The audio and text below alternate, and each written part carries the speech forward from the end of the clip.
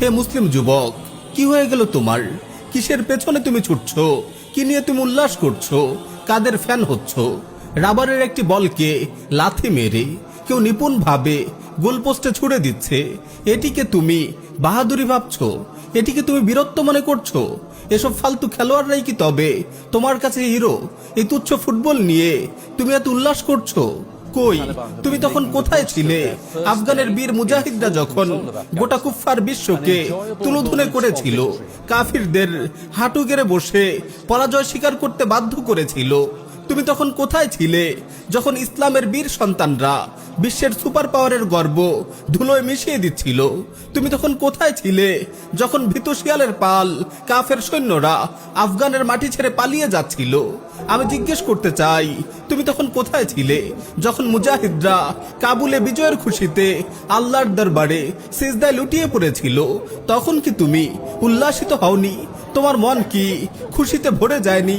এরাই তো বীর, এরাই তো বাহাদুর জওয়ান, যারা ভাঙা অস্ত্রশস্ত্র নিয়ে অত্যাধুনিক সমরাস্ত্রে সজ্জিত শয়তানের বাহিনীকে তাড়া করে।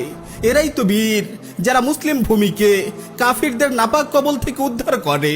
ওরাই তো বাহাদুর, যারা নিজেদের মা বোনদের ইজ্জতের নিরাপত্তা বিধান করে। ওরাই তো প্রকৃত বীর, যারা আল্লাহর জমিনে আল্লাহর শরিয়া কায়েম করে। ওরাই তো বীর, যারা কাফিরদের গোলামের শৃঙ্খলকে ছিন্ন ভিন্ন করে মাতৃভূমির আকাশে স্বাধীনতার কালেমা খচিত পতাকা উড্ডীন করে। মুসলিম যুবক, তুমি ফ্যান ফলোয়ার হওয়ার জন্য আর কাউকে পেলে না। হাফ প্যান্ট পরে পাগলের মতো রাবারের বলের পেছনে ছোটা আর লাথি মেরে গোলপোস্টে বল ঢুকানোই তাহলে তোমার কাছে বাহাদুরি? হে মুসলিম যুবক, কাদেরকে তুমি ভালোবাসছো?